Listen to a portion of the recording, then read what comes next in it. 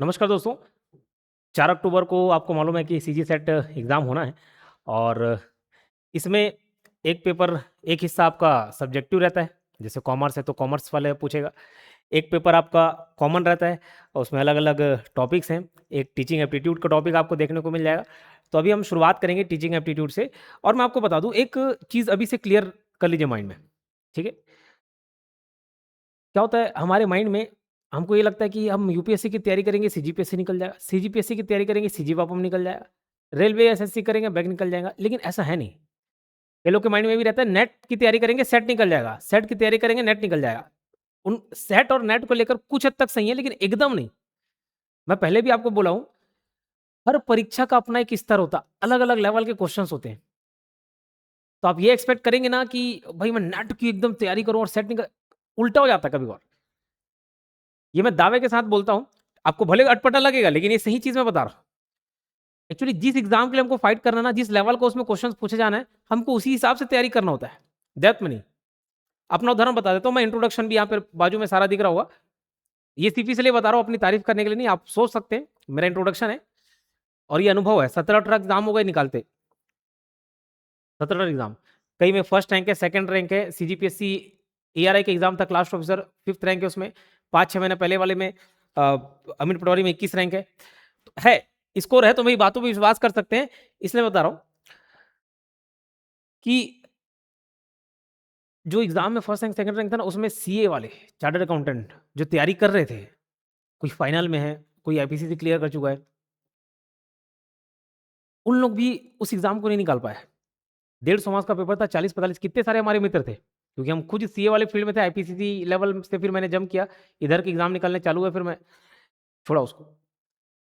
तो वो सीए उनको लगा कि अरे ऐसे ही निकल जाएगा, ऐसे ही अकाउंट्स पढ़ लेकिन नहीं होता ना, हर पेपर का अलग लेवल है। सीए में अलग तरीके से पढ़ रहे होंगे, ये कॉम्पिटिटिव एग्ज़ाम अलग है। बस इस बात को आपको ध्यान रखना है और बस एक मैंने बोला, तो अभी हम जो सेट निकालने की उद्देश्य से इसको पढ़ रहे हैं, ठीक है? सेट निकालने के उद्देश्य से पढ़ रहे हैं, तो मैं आपको बता दूँ टू द पॉइंट पढ़ेंगे, जितना काम का होगा उतना ही पढ़ेंगे। अभी फिलहाल थ्योरी मैं आपको बता दें, एक ओवरव्यू देता हूँ, बाकी हमारा मेन फोकस ना एमसीक्यू पे रहेगा। थ्योरी में भी सारा कंटेंट देखेंगे, टच करेंगे हम सारा। लिमिटेड टाइम में ज़्यादा से ज़्यादा हम कोशिश करेंगे कवर करने की, उसके बाद हमारा पूरा फोकस एमसीक्यू पे होगा, ठीक है? तो चलिए शुरुआत करते हैं, टीचिंग क्या है, शिक्षण क्या है, इसका परिचय। तो टीचिंग क्या चीज़ है, उसको जानने से पहले आपको ये जानना चाहिए कि क्या नहीं है। ये बहुत अच्छा सवाल बन सकता है। तो टीचिंग सिर्फ इन्फॉर्मेशन एक्सचेंज करना नहीं होता। शिक्षण मैं पढ़ा रहा हूँ मतलब सिर्फ ऐसा नहीं कि सिर्फ मैं जानकारी आपको दे रहा हूँ, नहीं। ये तो फिर आपको कहीं से भी मिल जाएगा ना, कोई भी किताब उठा के लेके आओ मिल जाएगा। जानकारी तो वहाँ से भी मिल सकती है। तो टीचिंग एक कंप्लीट प्रोसेस है, किसी जानकारी भी मिलेगा आपको, गाइडेंस भी मिलेगा, मेंटरशिप मिलेगा, एग्जाम कैसे क्रैक करना वो भी मिलेगा। तो एक ओवरऑल डेवलपमेंट है वो, ठीक है? सिर्फ इन्फॉर्मेशन नहीं है। तो क्या बोल रहा है देखो, teaching is a planned and purposeful process through which a teacher facilitate learning by guiding, motivating, developing the knowledge, skills, attitude and values of learner to achieve predetermined educational objective. ठीक है, क्या बोल रहा है, शिक्षण एक नियोजित एवं उद्देश्यपूर्ण प्रक्रिया है जिसके माध्यम से शिक्षक शिक्षार्थियों को का मार्गदर्शन, प्रेरणा तथा ज्ञान कौशल, दृष्टिकोण एवं मूल्यों का विकास करता है ताकि पूर्व निर्धारित शैक्षिक उद्देश्यों की प्राप्ति हो सके। इतनी सी बात क्लियर, ठीक है? Teaching is not merely the transfer of information, केवल जानकारी का हस्तांतरण नहीं है, ये बात मैंने बोला। It is the process of creating meaningful learning experience that brings desirable behaviour change in learners. समझे बात? पूरा बाइलिंगुअल रहेगा ना कंटेंट, ज्यादातर पूरा बाइलिंगुअल ही रहेगा। हाँ, कहीं पे ऐसा होता है कि हिंदी प्रीफर करना, तो जैसे मैं एक्सप्लेन अब इंग्लिश में एक्सप्लेन करने लग जाऊं तो भाई इंग्लिश मीडियम वाले को पल्ले नहीं पड़ेगा। तो बैलेंस बना के चलते हैं, पूरा बाइलिंगुअल रहता है, बट कभी कभार थोड़ा इंग्लिश को फेवर कर देते हैं, जैसे फॉर्मूला रेशियो ये सब बताते हैं, कभी हिंदी को फेवर कर देते हैं, ठीक है? बाकी बाइलिंगुअल कंटेंट रहता है। ये एज अ डेमो यूट्यूब पर भी डल रहा है, इसलिए थोड़ा प्रमोशनल बातें करना पड़ रहा है। बाजू में आप सारे कोर्स देख रहे होंगे, इस पर भी आप एक बार नजर डाल लें। अगर खाली पेपर वन का खरीदना चाहते हैं तो वो भी चल जाएगा, जिसमें कॉमन चीजें होती है सबके लिए। और कॉमर्स का मैं नेट क्लियर हूँ, ठीक है? नेट क्लियर हूँ कॉमर्स के फील्ड में, कॉमर्स की बहुत अच्छी तैयारी करा सकता हूँ आपको, ठीक है? तो ये पेपर 1+2 दोनों का मिक्स है, फीस है। और उसका आप अगर कोई समस्या आती है तो ये हेल्पलाइन नंबर है 8770123687। इस नंबर पर आप कांटेक्ट करके जानकारी ले सकते हैं। एक कूपन कोड अप्लाई कर सकते हो, शुरू के 20 स्टूडेंट के लिए है, लेकिन जैसे ही मैंने लॉन्च किया तो उसमें 7-8 स्टूडेंट तुरंत एनरोल कर लिए। तो एक कूपन कोड अप्लाई कर लीजिएगा, RATH 20। अभी आधे घंटे पहले मैंने इस कूपन को अप्लाई किया, 7 बच्चे अप्लाई कर लिए, तो सिर्फ 20 बच्चों के लिए, तो आप जल्द से जल्द उसको करा सकते हैं। चलिए शुरुआत करते हैं, अब ज़्यादा टाइम वेस्ट नहीं करेंगे। Teaching is considered as the foundation of the education system because it plays a vital role in the intellectual, social, emotional, moral and professional development of individuals। देखो टीचिंग की मैं बात करूं तो सिर्फ ये मत समझना कि मैं आपको टीच कर रहा हूं या टीचर एक सिर्फ एडल्ट को टीच कर रहा है, नहीं। अभी हम देखेंगे अलग अलग लेवल देखेंगे, मॉडल देखेंगे, उसमें देखेंगे भाई एक पेडागोजी है, एंड्रोगोजी है, यूटोगोजी, अलग अलग लेवल के बच्चों को पढ़ाने का एक अलग अलग स्तर है। तो भाई टीचिंग क्या कंसिडर किया था the foundation of education system? क्यों? क्योंकि एक वाइटल इंपॉर्टेंट रोल प्ले करता है किसमें, इंटेलेक्चुअल में, सोशल में, इमोशनल में, मोरल में, प्रोफेशनल डेवलपमेंट ऑफ इंडिविजुअल्स। ठीक है, और एक बात बता दूं, ये फॉर्मल इनफॉर्मल दोनों हो सकता है। टीचिंग की बात ऐसे नहीं की जो आप स्कूल कॉलेज में सीख रहे हो वही टीचिंग नहीं, आपके दोस्त सिखा दे रहे वो भी टीचिंग है, आपके मम्मी पापा जो ज्ञान दे रहे वो भी टीचिंग है, भले इनफॉर्मल ही क्यों ना। आपकी प्रेमिका आपका प्रेमी सिखा दे रहा वो भी इनफॉर्मल टीचिंग है, दोस्त सिखा दे रहे, सब टीचिंग ही है। तो शिक्षण को शिक्षा प्रणाली का आधारशिला माना जाता है क्योंकि यह व्यक्ति के बौद्धिक, सामाजिक, भावनात्मक, नैतिक और व्यावसायिक विकास में महत्वपूर्ण भूमिका निभाता है। ठीक है, in higher education teaching encourages critical thinking, creativity, problem solving ability, research aptitude and life long learning. ठीक है, तो मुझे ध्यान है, जैसे मैं अलग अलग स्कूल से पढ़ा, किसी भी एक स्कूल का नाम नहीं लेना चाहूंगा, हर टीचर अपने आप में परफेक्ट होता है, और हर टीचर अपने आप में परफेक्ट होता है भाई, सब बच्चों को कुछ ना कुछ सिखाने जाते हैं। लेकिन कई बार मैं देखे कुछ टीचर ऐसे थे कि मैथ्स पढ़ा रहे, फॉर्मूला रटा दिए, ये चार्ट हो गया स्टेप पे बेटा इसमें आंसर आ जाएगा, और पूछो तो कूट देते थे। आज आजकल तो आपको मालूम है कि भैया मारना पीटना अलाउ नहीं, हमारे टाइम में स्मैक देते, स्मैक। वो अंडरटेकर उसका फेवरेट है, वो चॉक स्लैम दे रहा है, केन फेवरेट है, चॉक स्लैम मार।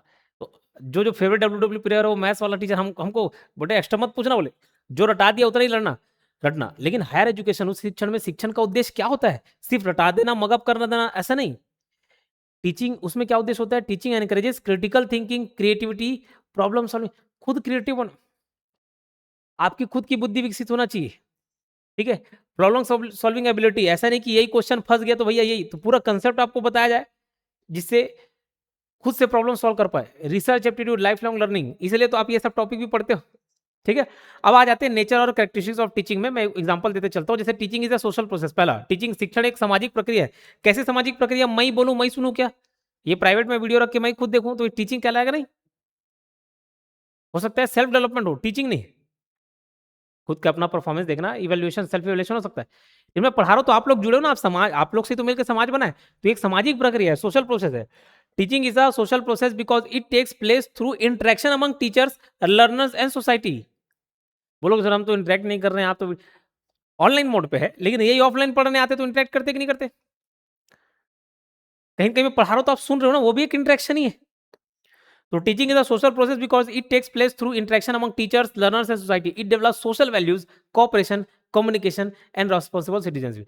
शिक्षण एक सामाजिक प्रक्रिया है क्योंकि यह शिक्षक, शिक्षार्थी एवं समाज के पारस्परिक संबंधों के माध्यम से संचालित होता है।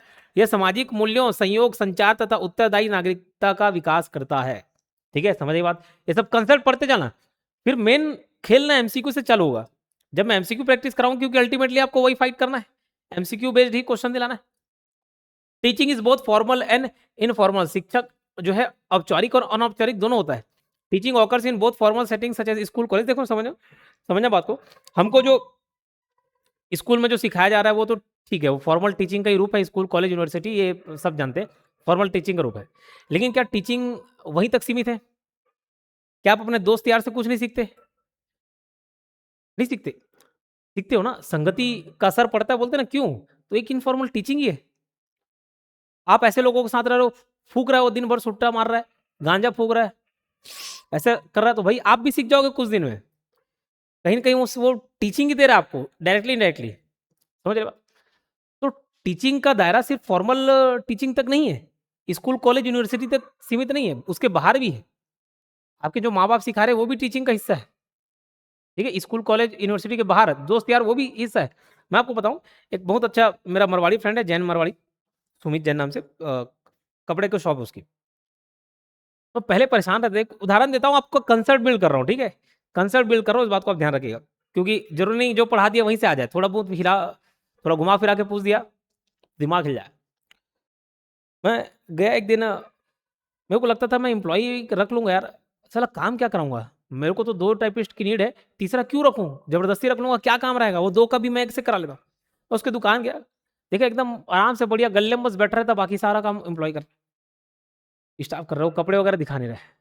फिर बातों-बातों में उसने बोला एक बात को कि मैं ना जहाँ पे 5 एम्प्लॉयी रखना है, वहाँ 10 एम्प्लॉयी रखता हूँ।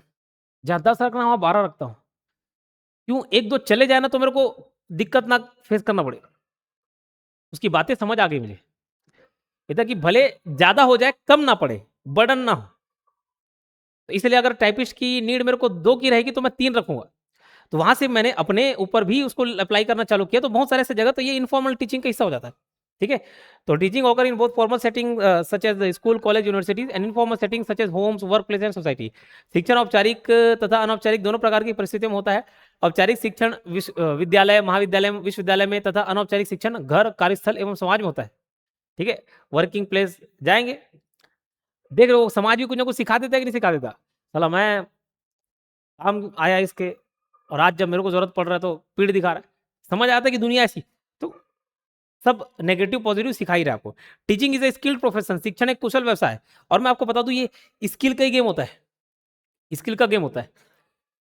लोग ये बोलते हैं ना कि देखो जैसे मैं चाहता जॉब भी कर सकता था, मैं पढ़ा रहा हूँ और खुश हूँ इस प्रोफेशन में और बहुत अच्छा कमा रहा हूँ, ठीक सब सब ऑल ओके है।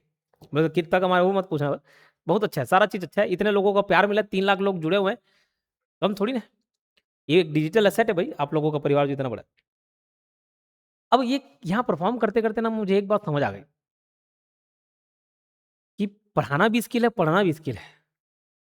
एग्ज़ाम निकालना भी स्किल है, आर्ट है, आर्ट होता है एग्ज़ाम निकालना।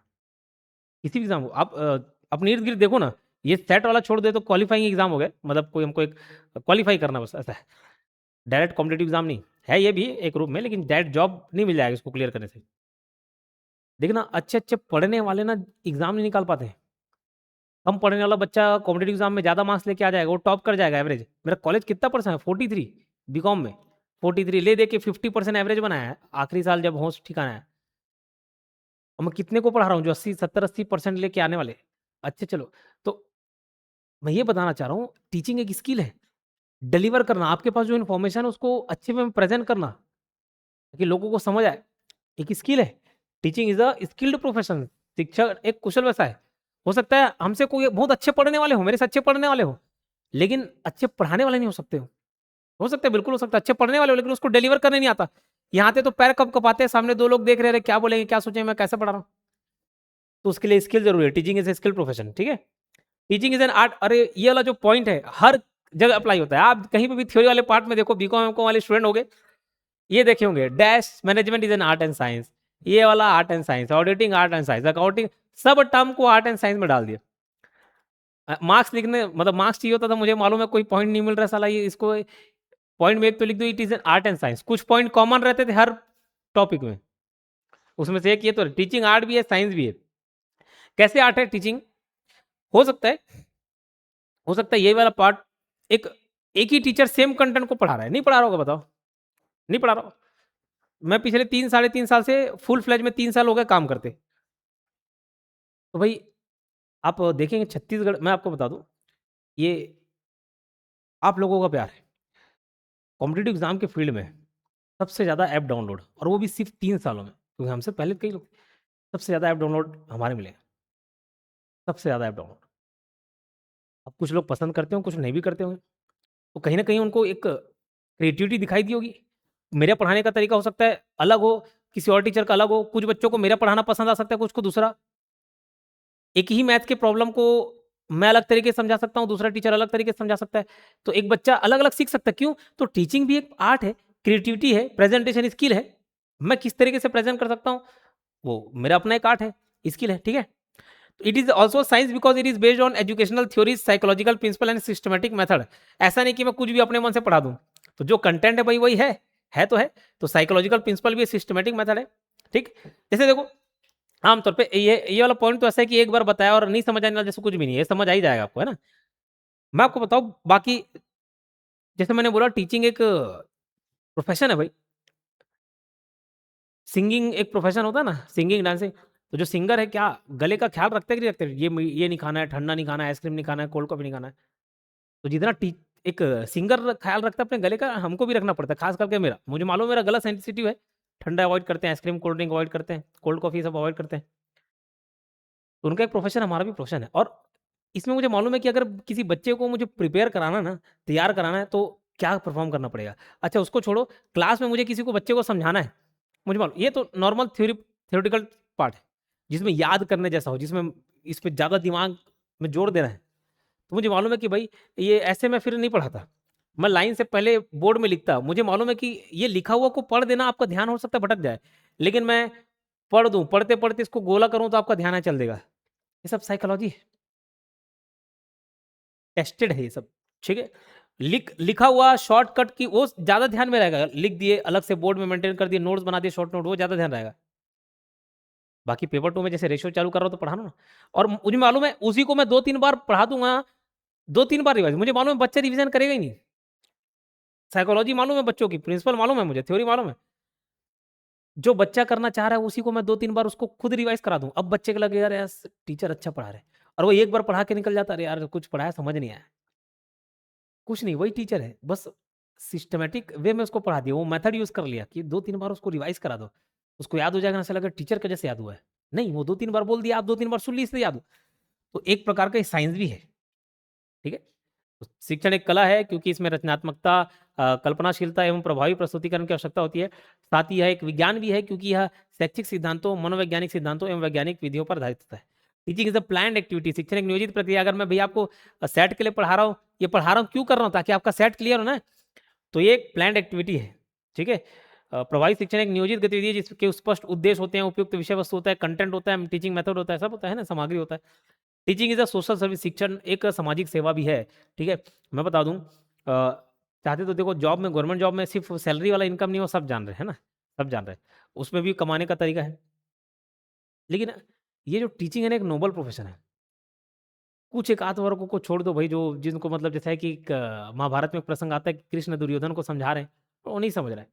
वैसे एक वर्ग को बस हटा दूँ मैं, छोड़ दूँ, जो किसी के समझा नहीं समझे। बाकी ऐसा एक अलग रिस्पेक्ट देते, तो मुझे कभी ऐसा नहीं लगा कि इससे मैं पैसे कमाता हूँ। ये सिर्फ़ प्रोफ़ेशन नहीं, मेरा पैशन भी है। उसमें नहीं, मुझे नहीं लगता कि मैं इससे पैसे कमाता हूँ, प्यार कमाता हूँ।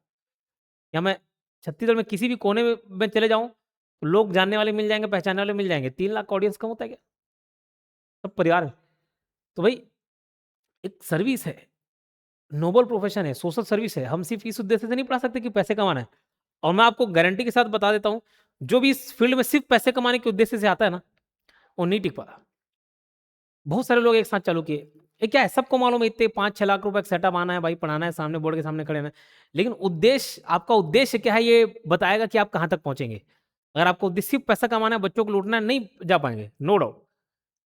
अरे बच्चों को नहीं मालूम चलेगा, आपको मालूम चलेगा, ऊपर वाले को तो मालूम चलेगा। तो उद्देश्य नेक होना चाहिए भाई। उद्देश्य ये होना चाहिए कि सिर्फ़ पैसे कमाएँ, अगर ले रहे हैं तो उसका वैल्यू दें, उनको प्रोवाइड कराएँ। बच्चे के हित में सोचें, समझ रही बात? ठीक है?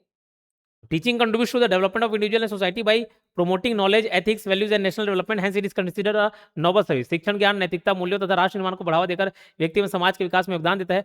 इसलिए इसे एक श्रेष्ठ सामाजिक सेवा माना जाता है। Teaching is an interactive process. शिक्षण एक अंत क्रियात्मक प्रक्रिया है। कहीं न कहीं टीचर स्टूडेंट बात करते कि नहीं करते कम्युनिकेट, और टू वे प्रोसेस भी हो जाता है। क्यों? एक बोल रहा है, दूसरा सुन तो रहा है। हो सकता है अपने डाउट पूछें, ठीक है? तो ये आप क्वेश्चन पूछते हैं, अपने आइडियाज़ एक्सचेंज करते हैं, ठीक? तो शिक्षण एक द्विपक्षीय अंतःक्रियात्मक प्रक्रिया है, जिसमें शिक्षक एवं शिक्षार्थी सक्रिय रूप से संवाद करते हैं, प्रश्न पूछते हैं, विचारों का आदान प्रदान करते हैं तथा प्रतिपुष्टि फीडबैक प्रदान करते हैं, जिससे अधिगम प्रभावी बनता है। अधिगम मतलब लर्निंग होता है, ठीक है? जैसे एक्सचेंजिंग आइडियाज, ऐसा नहीं कि भाई सिर्फ टीचर स्टूडेंट को बता रहा है, स्टूडेंट भी टीचर को बता। मुझे एक मालूम है, एक वाक्य याद आ गया।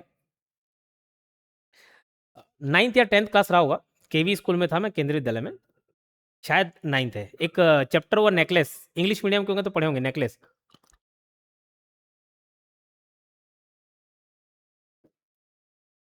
ये वाला हिस्सा बहुत बोरिंग लगता है ना, इसलिए मैं कुछ एक्स्ट्रा बातें करता हूँ जिससे आप कंसल्ट भी सक जाएँ और थोड़ा स्टोरी रहे तो। मैं नेकलेस था, उसको 2 मिनट में शॉर्ट स्टोरी बताता हूँ। 2 सहेलियाँ थी, तो एक सहेली का हस्बैंड मतलब वो जो परिवार था वो काफ़ी गरीब था। एक जो सहेली अच्छे रिच घर में गई थी तो वो अमीर थी, हाँ। तो ये था कि जो गरीब वाली लड़की रहती है, वो दिखती बहुत प्यारी थी, बहुत खूबसूरत थी। कैटरीना कैफ थी समझ लो। तो वो एक पार्टी में जाती है, तो उससे पहले ना वो अपनी सहेली से बोलती कि वो जो तुम्हारा जो डायमंड नेकलेस है ना, उसको दे दो मुझे। अच्छा लगेगा, उतने थोड़ा महँगे पार्टी में जा रही हूँ मैं। अच्छे लोग रहेंगे, रिच लोग रहेंगे उनके भी। और वहाँ वो नेकलेस गुमा देती है। फिर अब लगता है कि यार उसको लगेगा कि मैं चोरी कर ली, गुमा दी, कैसा तो वैसा है कि डायमंड नेकलेस उसको खरीद के देते हैं उधारी करके सेम टू सेम। और उसका 20 साल जीवन बीत जाता है उस उधारी को पटाते हुए, तब तक उसकी पूरी खूबसूरती चली जाती है, जवानी चली जाती है, सब चीज़ चला जाता है। अब उसमें क्वेश्चन आता है, ठीक है? क्वेश्चन ये था, 40 बच्चे थे हमारे उसमें, तो टीचर जैसे बताई वैसे सबने आंसर लिखा उसमें कि भैया खुद होमवर्क दे दी थी कि तुमको ऐसे इस तरीके से लिखना है, आप अपने वर्ड में लिखो। इंग्लिश टीचर थी, बोलते थे अपने वर्ड में तुम इंग्लिश लिखो तभी सीखोगे। तो सारे बच्चों का जवाब ये था, टीचर का भी ये कहना था कि क्वेश्चन ये था कि क्या उसका फैसला सही था उधारी माँगना, नेकलेस उधारी माँगना? सबका यही जवाब था नहीं, नहीं। क्यों उसके साथ बुरा हो गया? नहीं, नहीं, बिल्कुल गलत था, ऐसा नहीं करना चाहिए, दूसरे की चीज़ों पे कोई हक नहीं है, दुनिया भर का ऐसे आंसर लिखे। मैं उसमें से आंसर लिखा लेकिन गाली भी खाया, लेकिन फिर टीचर बाद में अप्रिशिएट भी। मैंने स्टार्ट ये किया कि हर औरत खूबसूरत दिखना चाहती है, ये वर्डिंग से शुरू है। अगर उसने माँग लिया तो क्या गलत किया? नेकलेस अगर उसकी खूबसूरती बढ़ाती तो क्या गलत किया? बोला ठीक है। आगे ये लिखे कि भई जो हो गया वो उसके साथ गलत हुआ, नहीं घूमता तो? अब घूम गया इसने सारा, परिस्थिति दोष मान अब ये थोड़ा-सा एक्सचेंज ऑफ आइडियाज़ हो गया ना, मैंने अपने विचार मैडम ये आंसर भी तो हो सकता है, तो मैडम शुरू में तो डाँटी फटकारी, बोले तुम बहुत दिमाग लगाते हो बोले, क्या लिखे हो सब? ठीक सॉरी मैडम, बहुत जानते हो तुम? बोला नहीं। फिर बाद में बोले कि ठीक है अच्छी बात है तुम्हारे आइडियाज़ अच्छे हैं, लेकिन मार्क्स लाने के लिए भैया ये नहीं लिखना है तुमको, है ना? मार्क्स लाने ठीक है? तो एक्सचेंज आइडियाज़। अभी मैच चल रहा है, फुटबॉल मैच चल रहा है, इंग्लैंड 1-0 से आगे था, उसके बाद उसका जो मैनेजर है, जो कोच है भैया वो बोला डिफेंसिव गेम खेलना है, अर्जेंटीना को हो गया भाई 1-0 कर लिया, अपन लीड ले लिए, कुछ ही मिनट बचा है, एक काम करते हैं डिफेंड करते हैं। वो डिफेंसिव अप्रोच अपना लिया बजाय अटैकिंग के, लेकिन 2 गोल मार दिए भाई अर्जेंटीना वाले। अब वो क्रिटिसाइज़ कर रहे हो कोच को फायर कर दो, अबे कम से कम वो सेमीफाइनल लेके आ गया तुमको। और दूसरी बात वही उसका डिसीजन सही हो जाता, 2 गोल नहीं पड़ते, तो वाह-वाही करते हाँ, बहुत बढ़िया स्ट्रैटेजी था। ठीक है? तो ख़ैर समझ गए होंगे जो बोलना चाह रहा हूँ।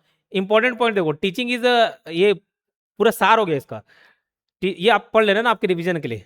ठीक है? ये आपके रिवीजन के लिए जो मेन पॉइंट है। मॉडल्स ऑफ टीचिंग तो 3 मॉडल मैं आपको बताता हूँ। Teaching model is a systematic framework और approach that guides teachers in planning, organising, implementing and evaluating the teaching learning process to achieve specific learning objective effectively. Hindi में भी लिखा है, मैं क्या है उसको बताता हूँ आपको।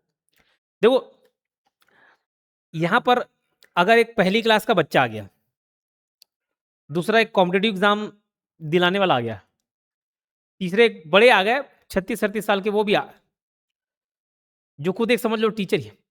तीनों को मुझे कुछ ना कुछ सिखाना है, समझाना है। तो मैं जो पहली क्लास वाले बच्चे को पढ़ाऊँगा वही मेथड में वो 36-35-37 साल वाले को नहीं बता सकता, समझा सकता। या वो कॉम्पिटिटिव एग्ज़ाम वाले को नहीं मेथड अपना सकता। तो अलग-अलग मॉडल होते हैं। पेडागोजी, एंड्रोगोजी पढ़ते हो नहीं? ठीक है? तो अलग-अलग मॉडल हैं।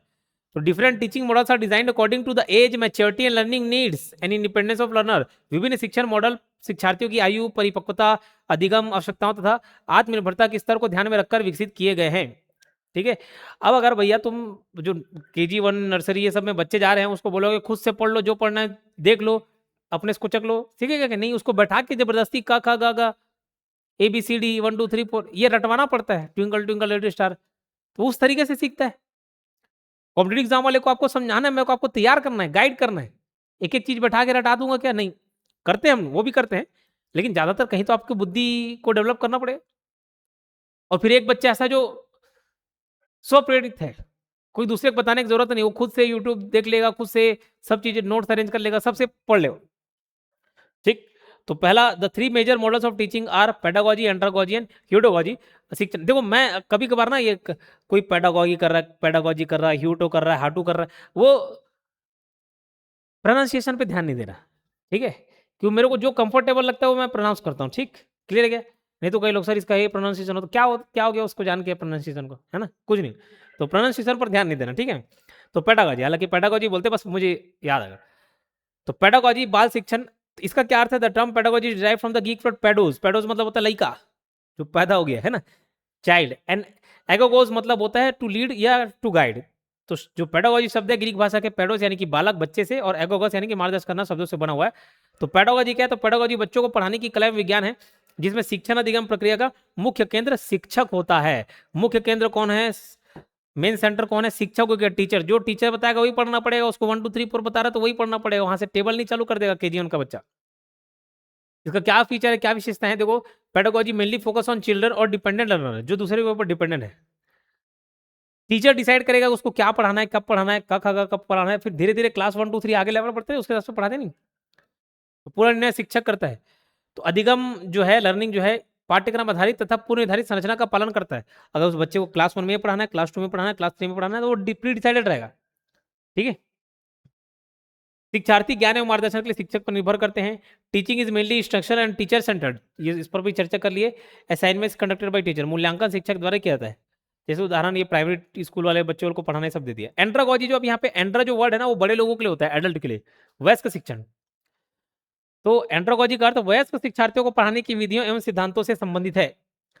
अब आप कॉम्पिटेटिव एग्जाम वाले फील्ड में, तो मेरे को जबरदस्ती कोचकना पड़ेगा क्या? बताओ, आपका जॉब लग रहा है, आपको सैलरी मिलेगा, मेरे को आपको पुश करना पड़ेगा, पढ़ो पढ़ो पढ़ो, 7 घंटा 8 घंटा पढ़ो। मेरे को आपको पुश करना चाहिए क्या? बताओ। नहीं। आप में खुद में अंदर उतना आग नहीं है कि आप भाई आप थके नहीं हो, आप ताने सुन सुन के और मजा आ रहा है आपको, बुरा नहीं लग रहा है। आपका दोस्त आपसे आगे बढ़ गया, आपके कलीग आपसे आगे बढ़ गया, आपके मित्र छोड़ के चले गए आपको, क्यों? आप सेटल नहीं थे और अभी भी आप जाग नहीं रहे हो, अभी भी आप मुर्दा हो, तो मुर्दा ही हो, आपकी सांसें बस चल रही। तो मुझे आपको बताना पड़ेगा क्या? हमारे करियर के लिए आप पढ़ो, बोले 7 8 घंटे 6 घंटे जितना हो सकता है दो, निकालो एग्जाम जॉब, नहीं है ना? तो मैं आपको सिर्फ गाइड कर दूंगा, मेंटरशिप दे दूंगा, बस फिर आप बाकी काम आप करना।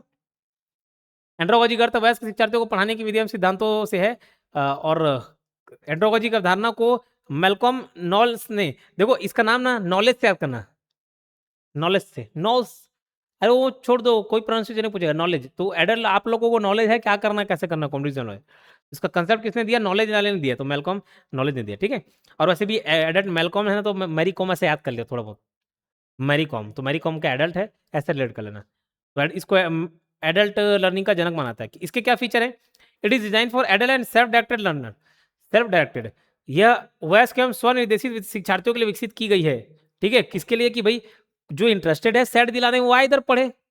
सेल्फ डायरेक्टेड है, आपको मालूम है क्या करना निकालना है, हाँ बस मैं हेल्प कर रहा हूँ, गाइड कर रहा हूँ, नोट्स प्रोवाइड कर रहा हूँ। The teacher act as a facilitator rather than a control, facilitator मतलब भैया सिर्फ गाइडेंस देने काम करेंगे, मार्गदर्शक का काम करेंगे। मैं चलो बता दिया, गाइड कर दिया, टॉपिक इंपॉर्टेंट है, ये नहीं है, इस तरीके से तैयारी करनी, इस तरीके से नहीं। मैं आपको क्या बैठा बैठा के एक एक चीज रटाऊं फिर रिवाइज कराऊं? नहीं, वो आपको करना है। Learning is a problem centred and task oriented, अधिगम समस्या केंद्रित तथा कार्य उन्मुख होता है। ठीक है। कि हाँ भैया ये 2 महीने में मेरे को ये सेट निकालना है, 2 महीने में ऑडिटर का एग्जाम निकालना है, 2 महीने में नेट क्लियर करना है, असिस्टेंट से निकालना है, वो टास्क ओरिएंटेड होता है। ठीक है। शिक्षार्थी योजना निर्माण में अधिगम गतिविधि में सक्रिय भाग लेते हैं और past experience of learner become important learning resources, शिक्षार्थियों के पूर्व अनुभव अधिगम का महत्वपूर्ण स्रोत बनते हैं। अभी देखो, आप कितने सारे एग्जाम दिलाए होंगे, बहुत सारे बच्चे तो अभी ऑडिटर वाले एग्जाम भी दिलाए होंगे, दिलाए कि नहीं दिलाए? तो भाई अब ये वो एक्सपीरियंस आप जो भी मिला होगा उसमें गलती की होंगे, बेसिक बेसिक क्वेश्चन सर नहीं बन पाया,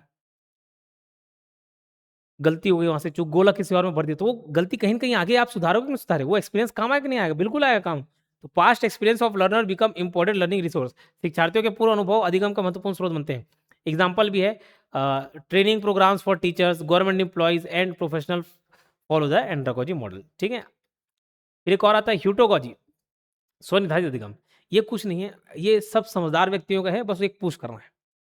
अब मैं ऑफलाइन मेडिटेशन की क्लास लेता हूँ, ऑफलाइन, अब भाई क्या, मैं उनको सिर्फ एक इंस्ट्रक्शन दे दिया कि सांस अंदर लो, बाहर छोड़ो, वो अंदर बाहर, बस इसी पर ध्यान केंद्रित करने वाले 10 मिनट बैठा दिए। कोई सबको मालूम है भाई, एक अलग इस टाइप की जिंदगी नहीं जीने बोले, एक अलग लेवल पे पहुंचना। आओ बोले ध्यान करो, मैं भी कर रहा हूँ, तुम भी करो। तो क्या उसके बदले मैं सांस ले लूँ? नहीं। मैं सांस छोड़ दूँ? नहीं। वो अपना करेगा, मैं अपना करूँ, बस बीच बीच में एक मेंटरशिप कर दी और कुछ नहीं। तो heutagogy is the study of self determined learning in which, वो सेल्फ डायरेक्टेड होता है, ये सेल्फ डिटरमाइंड होता है। Self determined learning in which learners independent decide what, how and when, why they want to learn. Heutagogy स्वनिर्धारित अधिगम का अध्ययन है जिसमें शिक्षार्थी स्वयं यह तय करता है कि उसे क्या, कैसे, कब और क्या सीखना है। इसके फीचर क्या-क्या देखो, शिक्षार्थी अत्यधिक स्वायत्त एवं आत्मनिर्भर होते हैं, है ना? अधिगम पूर्णतः शिक्षार्थी केंद्रित होता है। शिक्षक एक मार्गदर्शक, सलाहकार और अधिगम सहयोगी की भूमिका निभाता है। एंड्रोगॉजी से थोड़ा-सा कम इसमें शिक्षक का इन्वॉल्वमेंट रहता है, ठीक है? Learning is flexible, technology enabled and life long. अधिगम लचीला, तकनीक संचालित एवं आजीवन चलने वाला होता है। खुद से आप देख लिए ना, मान के चलो आप यूट्यूब से खुद पढ़ने वाले हो गए, बोले नहीं सर यूट्यूब से देख लिए कई लोग खुद से इधर-उधर खोज-खाज के, थोड़ा मेहनत लगा, टाइम लगा, पढ़ सकते हो बस वैसे ही। Student solve real life problem and continuously improve themselves. शिक्षार्थी जो है वास्तविक जीवन की समस्याओं का समाधान करते हुए स्वयं का निरंतर विकास करते हैं। ये एक उदाहरण है, जैसे कोई शिक्षार्थी स्वयं एनपीटीईएल या कोर्सेरा और जैसे प्लेटफॉर्म में खुद को तैयार कर लिए, वहां से पढ़ लिए। ये सब क्या है? प्यूटोलॉजी है। अब जो डिफरेंस है ये आपके लिए है, और पूरा ऊपर का नहीं पढ़ना है तीनों चीज, तो ये मस्त डिफरेंस देख लो, आप आराम से समझ जाओगे। ठीक है, एक बार थ्योरी देखो, हम थ्योरी और एमसीक्यू दोनों पढ़ेंगे ना। जैसे अगर मैं पेपर 2 कॉमर्स की बात करूं, ठीक है, पेपर 2 कॉमर्स की बात करूं, तो भाई बहुत सारे टॉपिक में थ्योरी फिर एमसीक्यू, डायरेक्ट एमसीक्यू पढ़ाऊंगा कई सारी चीज को। ठीक है, कारण क्या, जैसे ऑडिटिंग मैं थ्योरी से स्टार्ट नहीं करूंगा, पहले मैं एमसीक्यू कराऊंगा। कारण क्या, उस एमसीक्यू में थ्योरी सब कंसेप्ट क्लियर हो जाएगा। ठीक है, तो पूरा मिक्स, मतलब ये है कि आपका एग्जाम निकल जाएगा। हमको एग्जाम निकालना है, हमको ज्ञानी नहीं बनना है, ज्ञान अर्जित नहीं करना है, अंक अर्जित करना है। चलो ठीक है, तो जो एज अ डेमो देख रहे हैं वो जुड़ सकते हैं भाई, कूपन कोड अप्लाई करना ना भूले, RATH20, सिर्फ ये सेट वाले पेपर में एलिजिबल है। ठीक है, बाजू में पूरा डिटेल दिख रहा होगा। ठीक है, नहीं दिख रहा होगा क्यों, हमारी जो असिस्टेंट है वो सो रही है, और मैं ये वीडियो आप 1:45 रिकॉर्ड कर रहा हूँ, डाल दो आप, उड़ गया सर, 1:45 रिकॉर्ड कर रहा हूँ। ठीक है, पता करना। अच्छा, टाइम नहीं देखना ना सर, कितना टाइम पड़ेगा, कितना टाइम, अरे मत देखो, हमको नींद से उठ के आए हम, अचानक से लेटर देखे, नींद से उठ के आप पढ़ा रहे हैं। ठीक है, तो सीरियस होना है आपको अपने लाइफ के लिए, 2-3 महीने तो कम से कम ध्यान दो भाई अपने ऊपर। ठीक है, चलिए मिलते हैं नेक्स्ट वीडियो में, धन्यवाद।